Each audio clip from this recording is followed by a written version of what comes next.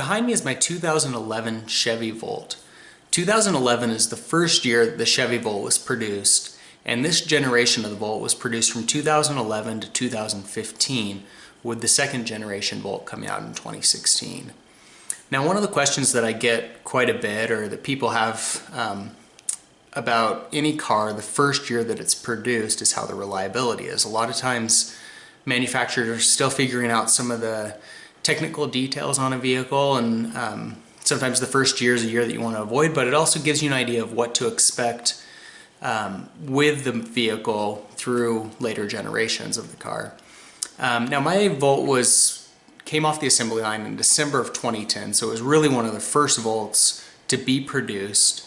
I'm actually the second owner of the vehicle. I bought it about a year and a half ago, and I've put 13,000 miles on it. So I've had a chance to experience the vehicle a little bit, but the previous owner of the car also kept very detailed records of servicing and maintenance of the vehicle over the life of the car. And so I want to share a little bit about some of what the first owner experienced and then my experience.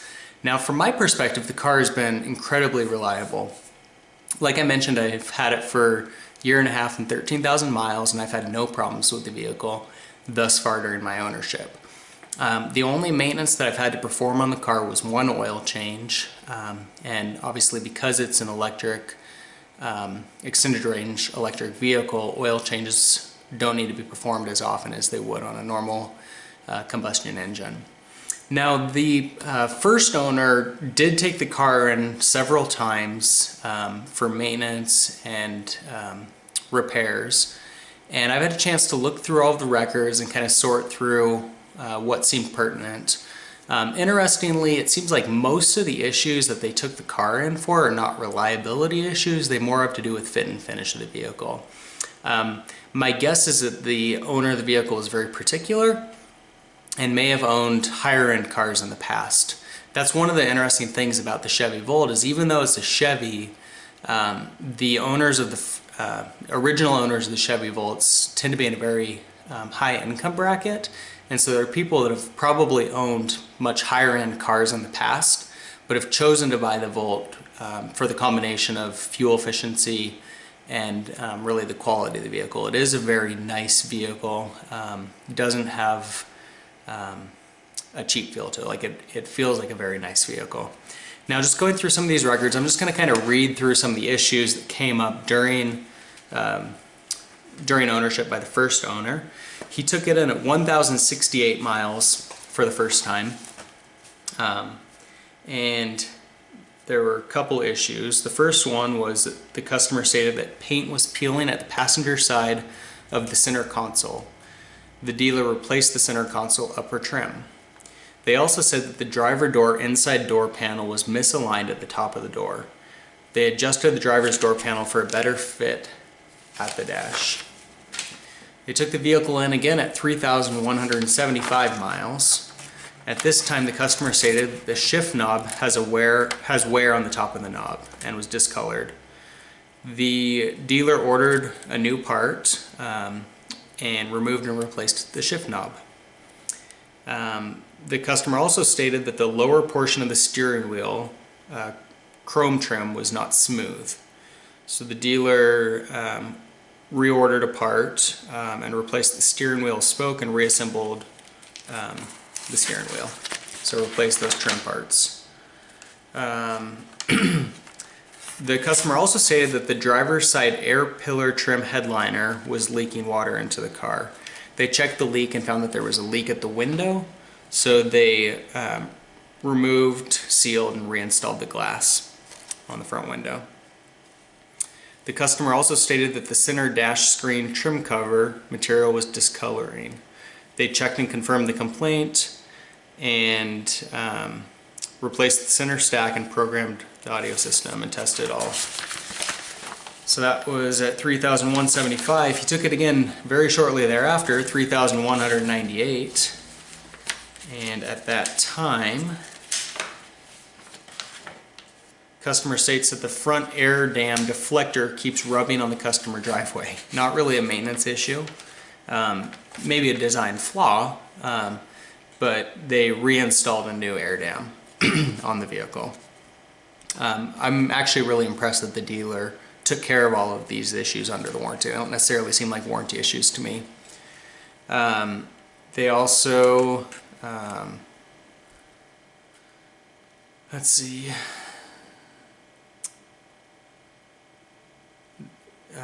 customer stated that there was a whine type noise coming from the steering when turning. They verified the customer's concerned, found noise coming from the column shaft bearing assembly.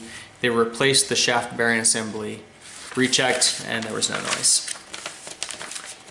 They brought the vehicle in, oh, I missed this one before. This was at 3,636 miles. Or actually, yeah, so that is after. Customer brought the vehicle in again, stated there was a squealing type noise coming from the steering wheel when making turns. We saw that one before, so maybe that didn't fix the issue. This time they replaced the steering wheel angle sensor, and that appears to have taken care of the issue. At 4,834 miles, brought the vehicle in again. Said that the customer stated that the interior display reads service StabiliTrak. They've replaced the drive motor coolant pump. Customer also stated that the interior reads service brake assist. They replaced the brake master cylinder, which is unusual at 4,800 miles. That, you know, is one of the issues with a first year of a new vehicle, is that there, you know, typically are more of these issues, and they fix these issues going forward. Interestingly, none of these issues came up again as future maintenance items, and so they were probably flaws with the original design that they did fix in later models of the vehicle, and have not reoccurred as issues since this work's been performed. At 8,726 miles, took it in again. Customer stated that the shift lever has a crack. They replaced the shift lever. They also stated that the center dash vents have paint flaw on the side and bottom of the vents, and so they refinished the dash vents. They stated that the IPC screen has a small defect on the inside, plastic trim panel, so they removed and replaced that. Actually, sorry, they removed and cleaned the inside of it, and that took care of the issue. They also stated there was a paint flaw at the bottom of the rear hatch lid. They verified the customer's concern, and the body shop refinished the bottom on the rear hatch. They stated there was a flaw in the leather material wrinkling up at the bottom of the steering wheel. Verified the customer's concern and replaced the steering wheel. If we continue on, at 16,104 miles, took the vehicle in, and customer stated that information from the customer's iPhone will not sync. Checked, and they were able to sync the phone. Checked with another vehicle to see it's the same, and it was working as designed. Let's see what else we got here. If there's anything else.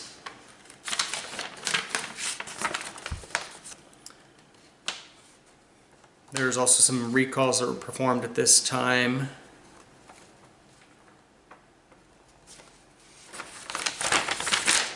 And that appears to be it. So that was at 16,000 miles. I bought the vehicle at 60,000 miles. I saw no other maintenance items between 16,000 and 60,000 along these lines. And so perhaps there were some quality issues that were taken care of in that first 16,000. Perhaps the original owner kind of gave up on some of that. Interestingly, I tend to be pretty picky with those kinds of details, and nothing on this car has really bothered me. I'll actually go take a look real quick and show you some of the fit and finish inside of the vehicle, and you'll see that it's not perfect, but I think that it's nothing unreasonable given the type of vehicle. So if we zoom in right here, you can see, for example, where the door meets the dashboard, there's a little bit of a misalignment there. So it's not perfect. And I would say there's nothing wrong with the construction of the vehicle. It's just not the same kind of attention to detail that you might get in another vehicle. If we come over on the passenger side, however, you see that it fits up just nicely. So it just seems like it's maybe a quality control issue, or I don't know. But in general, you can see that the materials seem to be in decent shape overall. Steering wheel doesn't have anything major as far as anything coming undone, or you can see that there's no discoloration or peeling. All of the buttons still have labels on them. I know on a lot of vehicles where those are painted on, that wears off over time. That has not been the issue on this vehicle. So in general, the fit and finish seems to be okay to me. So again, I don't know if that was that all of those issues were taken care of. I'll look at the headliner too and just see if there's anything up there. But yeah, like I was saying, I don't know if that was just that the original owner was really picky about those kind of details, or if maybe every detail issue was taken care of and hasn't been a problem since. But again, overall, I would say, in my experience owning the Volt, I've had no maintenance or reliability issues with it. It seems to be a really solid vehicle. One of the things that I think is really interesting about the car, I get a lot of comments from people that are, concerned about how the battery is gonna last long term in the vehicle. I haven't really noticed any diminish in the range.